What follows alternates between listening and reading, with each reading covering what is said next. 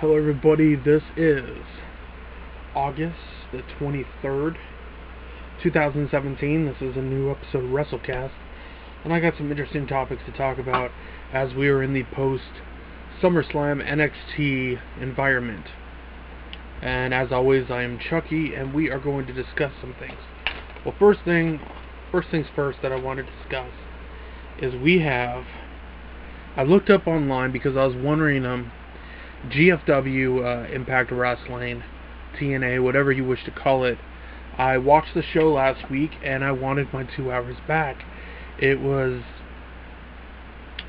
not a very good show. They had the debut in Ohio versus everything. The team they debuted against impressed me more than they did.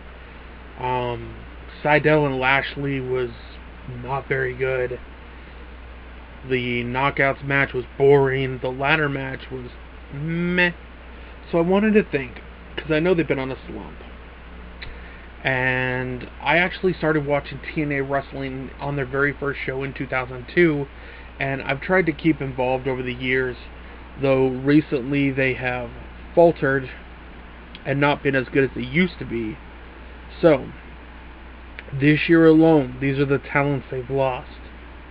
Matt and Jeff Hardy, Kurt Angle, Drew Galloway, Jade, Mark Andrews, Davey Richards, Angelina Love, Loki, Matt Morgan, Tigre Uno, Magnus, Tyrus, who's one of the newest ones to leave, Mr. Anderson, Tom LaRuffa, who used to be Sylvester LaFour in NXT, Raquel Diaz, Awesome Kong, Velvet Sky, Mike Bennett, and Maria Kanellis.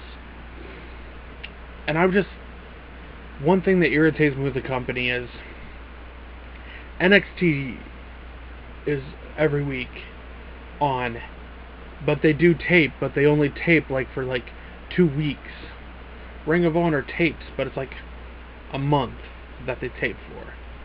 WWE is live. SmackDown is live.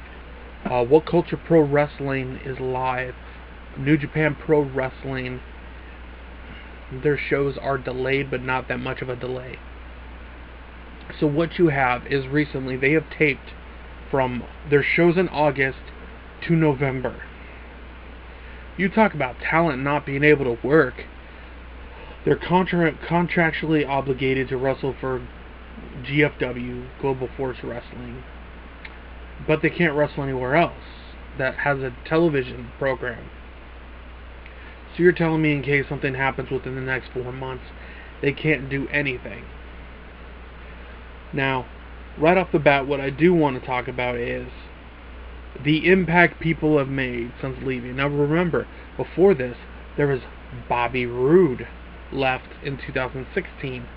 Samoa Joe left in 2016 as well. 2015, I think he might have left. AJ Styles left. A lot of people left the company because it has yet to be a thriving company. Well, let's look at this. Both the Hardys are returned at WrestleMania and won the World Tag Team titles. And right now are in the midst of doing their Awoken, which is going to be like Broken. You have Kurt Angle, who is now the general manager of Raw. You have Drew Galloway, who went back to his name Drew McIntyre, and Drew McIntyre is now the NXT champion. You have Jade, who there's rumors that WWE may be looking at her for a possible role in NXT. You have Mark Andrews, who's part of the UK brand. You have Davey Richards. His love of professional wrestling isn't always on the top tier, but recently I saw him in Tacoma, Washington wrestle for Defy, and he's actually really good. Loki always leaves the company, so that's not a big deal to me. Matt Morgan is kind of a passe talent. Tigre Uno will probably go back to New Japan. Magnus could end up in WWE. His wife, Mickie James, already wrestles there. Magnus still has a lot of miles on his tank. Tyrus, I could see him going back to WWE as long as he's not the Funkasaurus, because Tyrus has a good ability to actually be something special. Mr. Anderson will never go back to WWE based on some shoot interviews. Tom LaRuffa, New Japan, Ring of Honor. Raquel, not that good in the ring. Marty Bell could end up in NXT.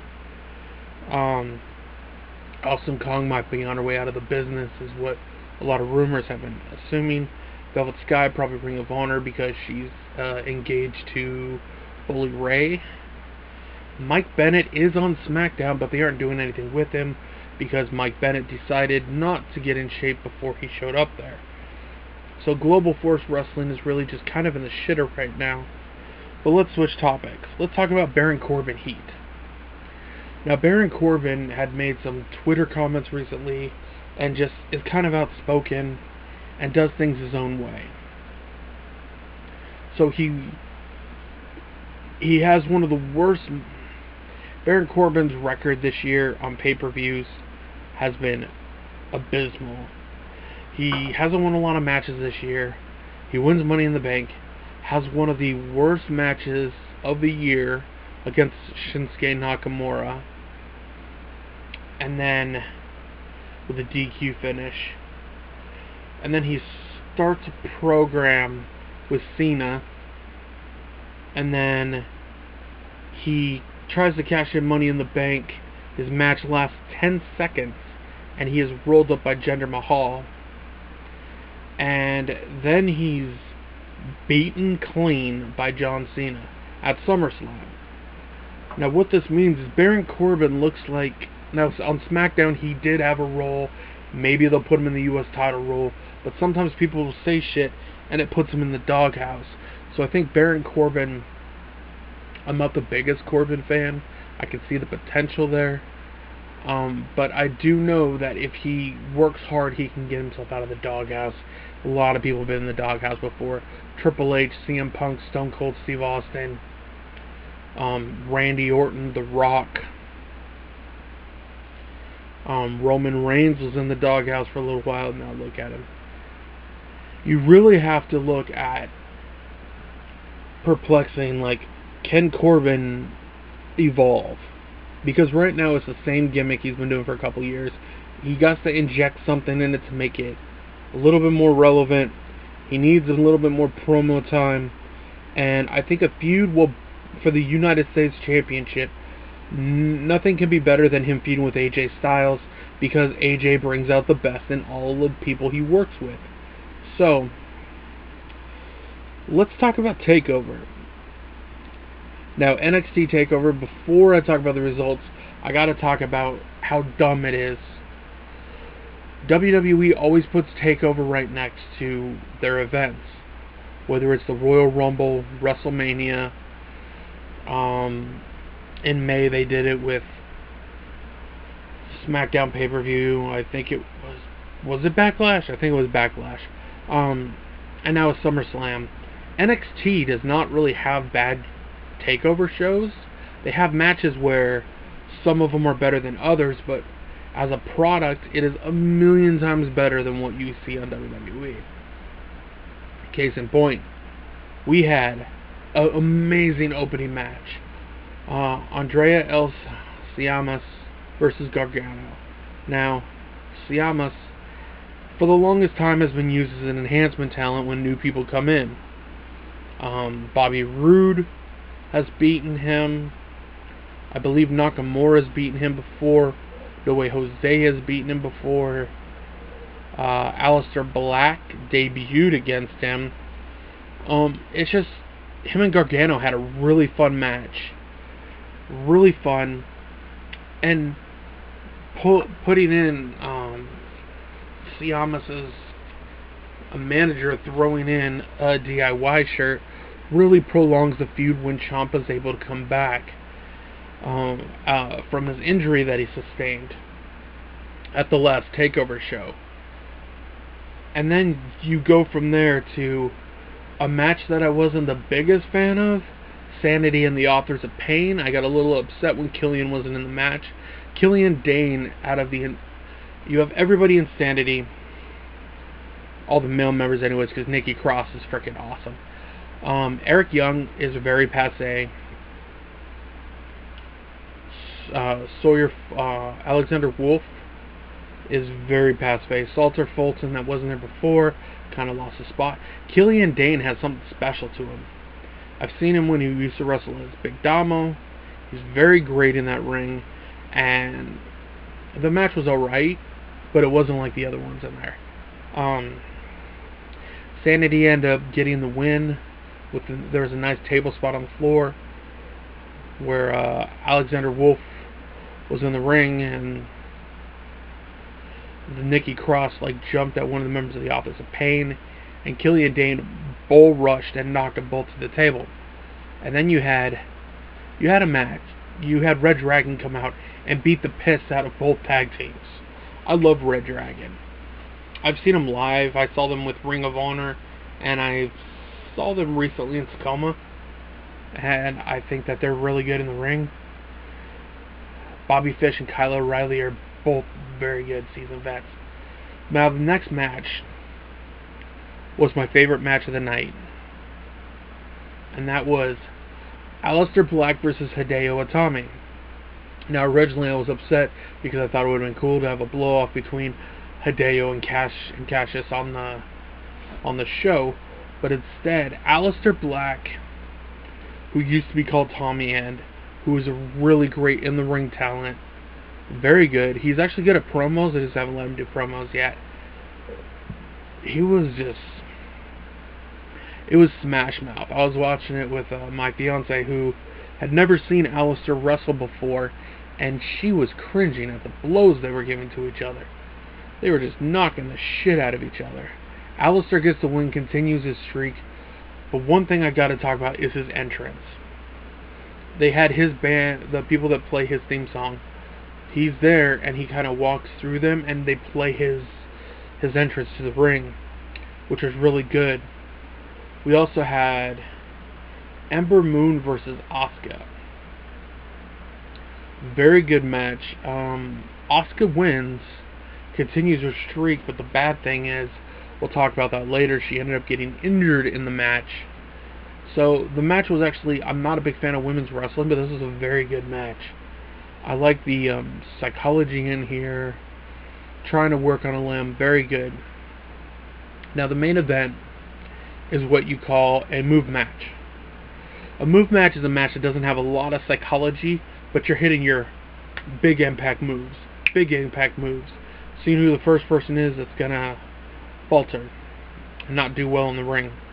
And of course, you had Bobby Roode losing the NXT Championship to Drew McIntyre. We can kind of see everybody kind of knew this was going to happen. It was a very interesting event. But what was really cool is right afterwards, there was rumors that a former Ring of Honor champion was going to show up.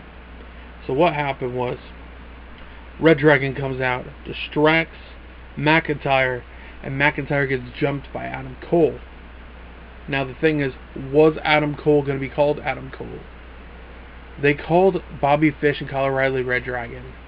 Earlier in the night when they hit Chasing the Dragon, they actually called it Chasing the Dragon, but they called him Adam Cole. They beat the piss out of him and almost forming a new stable, and he even did the Adam Cole Bebe thing. To me, TakeOver was an amazing show. I haven't watched SummerSlam yet. I was waiting to watch it. But from what I heard, it was a really bad show. I'll give thoughts and impressions after I watch it. Injuries. Recently, there's been a string of injuries. You have Asuka actually broke her collarbone. Will be out 6 to 8 weeks. We know Tommaso Ciampa's going to be out for close to 8. It could be close to 18 months for his knee. And on Raw, we had Big Cass. Big Cass was in a street fight with Enzo Amore, and Cass landed fucking awkward. When he went over the top, his knee just kind of went like this, and you knew it was done. He went to try and do the Empire Elbow, and his knee buckled. And you knew it wasn't staged, when he is just smashing the mat, and all you can hear is fuck, fuck, fuck, fuck. Which you knew it was legit, and you knew he wasn't supposed to get hurt. So the question is, how bad is that? And you got Bailey's out with a shoulder injury. You got Dawson is out with a bicep injury. You got a couple injuries right now. It's not as bad as when Seth Rollins was a WWE champion and everybody was getting hurt. But speaking of that, Enzo Amore has been moved to 205 Live, which people knew what was going to happen. For those of you who do not know, Enzo Amore has nuclear heat in the bag. There's reports out that Enzo Amore he was kicked off a bus by Roman Reigns. He spouts off about how much money he makes from merchandise, how much he's getting paid, his payoffs, everything. Loudmouth. So what's the best thing to do? You take him off Raw, you move him to 205 Live, where he can actually wrestle. Because all he does on Raw is get beat to piss, thrown around, all that. So it's probably good for Enzo to be on 205 Live now. We also saw the return of Shelton Benjamin on SmackDown, as Shelton is now attached with Chad Gable. But with the reaction when they were put as a team, what I'm thinking is going to happen is Chad and Shelton are going to be a tag team. Shelton's going to turn on Chad, start a feud for Chad Gable to try and do something with him so he's not lost in the shuffle on SmackDown, because quite frankly he's better than Jason Jordan. He's not getting the Jason Jordan heat. Jason Jordan is getting booed out of the fucking buildings lately. Rusev. There's rumors of Rusev leaving. Now what's happening is, as you've noticed, when he got drafted to SmackDown, he didn't appear for a while. Then he said he wouldn't appear unless he got a title shot. And then he returned to feud with Cena in a flag match. Lost to Cena. They didn't do a lot with him on SmackDown. He got in a feud with Randy Orton. And then Randy beat him in 10 seconds at SummerSlam. So there's a lot of validity to the fact that he could be wrestling. He could be leaving the WWE. And I wouldn't blame him. He hasn't been used properly in a really long time. He's not a monster heel like he used to be, so we'll see what happens. So far it's been a very interesting week in wrestling, and I'm really... No Mercy, I could tell where the main events are going to be. No Mercy is probably going to be Braun Strowman versus Brock Lesnar, after watching Raw and Brock getting fucking annihilated. I really hope that they do Samoa Joe versus Cena versus Roman at No Mercy, because yes, Roman and Cena, people have waited for a long time, but Joe trained Cena when he was starting out, and I think Joe could have a really good match with John. I think that would be really cool if they could do that, but I don't think they are. I'm pretty sure Jason Jordan's going to get an Intercontinental title shot. The Reunited Shield versus Sheamus and Cesaro will probably happen. On the SmackDown side, it's probably going to be for, I think it's Clash of the Champions. It'll probably be Nakamura and Mahal 2. We'll see probably Corbin versus